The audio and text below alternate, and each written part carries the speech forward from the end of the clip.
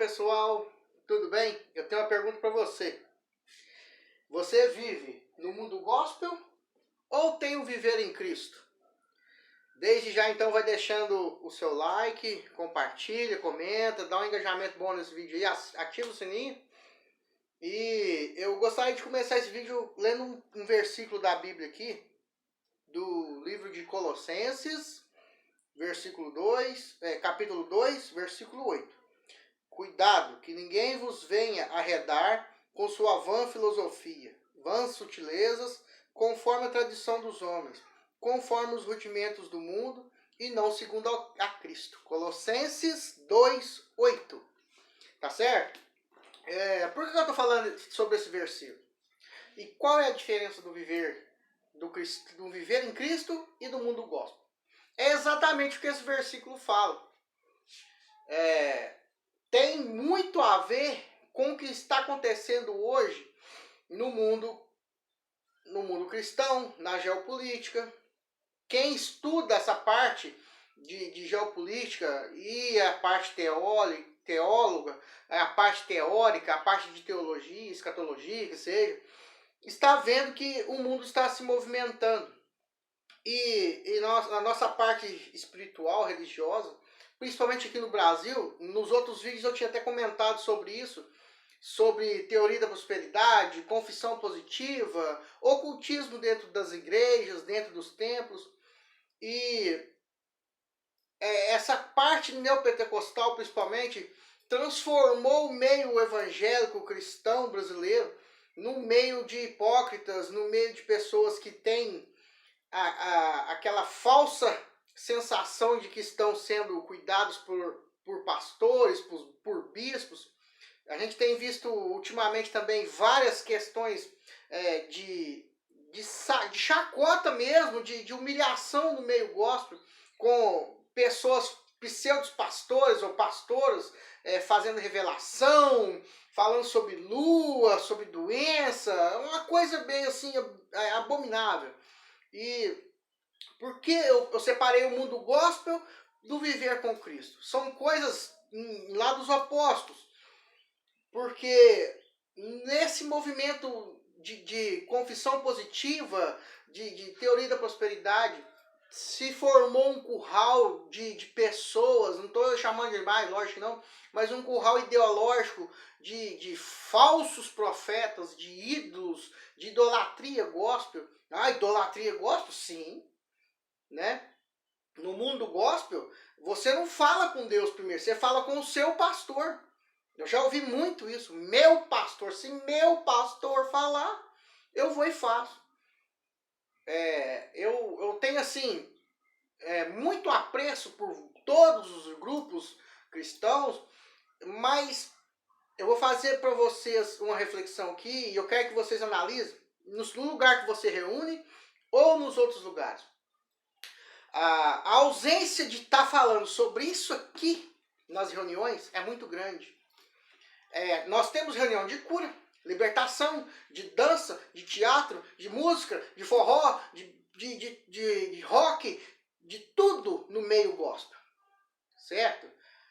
Menos a palavra. Eu vou fazer essa reflexão com você agora. Você vai entrar no templo que você reúne e vai observar o quanto da Bíblia, o quanto você vai abrir a Bíblia e vai analisar. E vai ler, o irmão vai ler com você.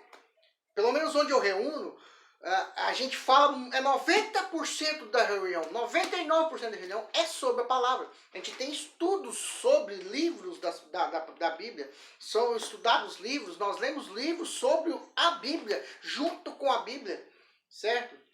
E temos os hinos, temos o momento de compartilhar a palavra, de dar um testemunho, e só. Por que eu estou falando isso? Você vai entrar num lugar onde o intuito é cura, libertação de demônios, falar sobre dízimo principalmente, dançar, girar, falar em língua, bater pandeiro, bater tambor. Hoje você vê de tudo dentro desses lugares. Se você tiver um mínimo embasado na palavra, você não consegue ficar. Eu não consigo ficar. Os irmãos vão me desculpar, mas a hora que começa a falar em línguas, a hora que começa a rodar, a hora que começa a cair gente no chão, a hora que começa a pensar, a fazer tudo que a Bíblia não aceita, a gente tem que se retirar e tem que sair desses lugares. Ah, Gleice, mas você não pode falar isso. Por que eu não posso falar isso? Se criou nesse meio que é um grupo seleto que tem que usar terno, gravata, as mulheres, lógico que tem que estar bem vestidas, são vestimentas bonitas, é lógico. Criou-se um padrão de como ser crente, de como ser cristão, de como ser evangélico, né? Porque é diferente de você ser cristão genuíno ou ser crente ou ser evangélico aqui no Brasil. O crente, ele é preconceituoso, ele não respeita a religião do outro, ele não respeita a própria esposa, não respeita o próprio marido. Mas Gleice, você não pode falar isso. Posso? O que adianta estar bem vestido, ir no púlpito e falar, e viver externamente, mas dentro da sua casa você é um monstro, você é uma pessoa amarga por dentro, faz coisas ocultas. Isso acontece muito. E a máscara de alguns estão caindo agora, certo? Esse é o mundo gospel. Um mundo gospel que paga-se uma fortuna para um irmão vir pregar. Um mundo gospel que paga-se uma fortuna para um grupo ou uma pessoa, um irmão cantar. Se é dado de graça, tem que ser passado de graça. Virou comércio, virou uma coisa corrupta. Sem contar as outras coisas, que eu não vou falar aqui, tem muita coisa. Eu vou dar mais um exemplo. Eu falei a questão da reunião, né? Do culto em geral, porque fala-se de tudo menos disso, menos da palavra. Esse é o mundo gospel. E amaldiçoa quem falam contra. Várias pessoas que têm o mesmo pensamento que eu são amaldiçoados, porque não tem grupo, não tem cura, não tem. Então não é reunião. Gente, isso tudo é consequência do desfrute da palavra. E isso está no viver em Cristo. Outra questão, né? Eles são tão blindados, né? Essa palavra até é esquisita em falar. A fé deles é tão... Porque só eles estão certos. No meu caso, eu sou uma pessoa, vou falar excêntrico, com cabelo, toda hora de um jeito no cabelo, barba grande, brinco, tatuagem. Se eu chegar num lugar desse, às vezes eu nunca fui, né? Ou às vezes começo a frequentar, eles vão me olhar de certo preconceito, porque eu não sigo o padrão de roupa, o padrão da doutrina, doutrinas feitas por homem. E a gente esquece que quando Cristo veio, todo o Velho Testamento foi abolido. Todas as práticas judaicas, isso aqui tem muito a ver com o mundo gospel. O que a maioria pratica são práticas judaicas e a maioria estão praticando errado. Certo? E por que eu estou falando isso? O dízimo como é pregado é errado. A salvação como está sendo pregada é errado. O misticismo através da cura e dons de línguas e profecias é errado. Isso tudo está dentro do mundo gospel. Quer ter uma revelação? Quer ser curado? Quer ter a alma e o espírito salvo diante de Cristo? Leia a palavra. Outra coisa, se criou um exército de grandes e poderosos pastores. Só entrar no Google ou só ligar a televisão. São pastores que curam, que profetizam, que tem, mas na hora, nessa agora, que veio essa maldita dessa doença, fizeram alguma coisa? Fizeram foi vender coisa abençoada, né, para os fiéis. Esse é o mundo gospel. E por que eu estou falando isso, gente, sobre o mundo gospel? É uma coisa muito séria. Pessoas igual a mim e pessoas que entendem de geopolítica, pessoas que estão vendo a palavra acontecer através da geopolítica, através do que vai acontecer a partir do ano que vem, 2022, através do que está acontecendo em tratados, em acordos, o próprio Estados Unidos, aquela região lá da Palestina, de Israel. A gente tem que entender uma coisa. Se você continuar no mundo gospel, você vai ajudar a trazer o anticristo. Mas por quê? Gente, a perseguição vai ser começado assim, no mundo gospel. Ninguém suporta esse tipo de coisa mais. Vamos sai dela, da Babilônia espiritual. Quem entende essas palavras, Babilônia espiritual, certo? É sair desse mundo gospel, sair disso. Não estou falando para sair da igreja, do templo, parar de reunir, não.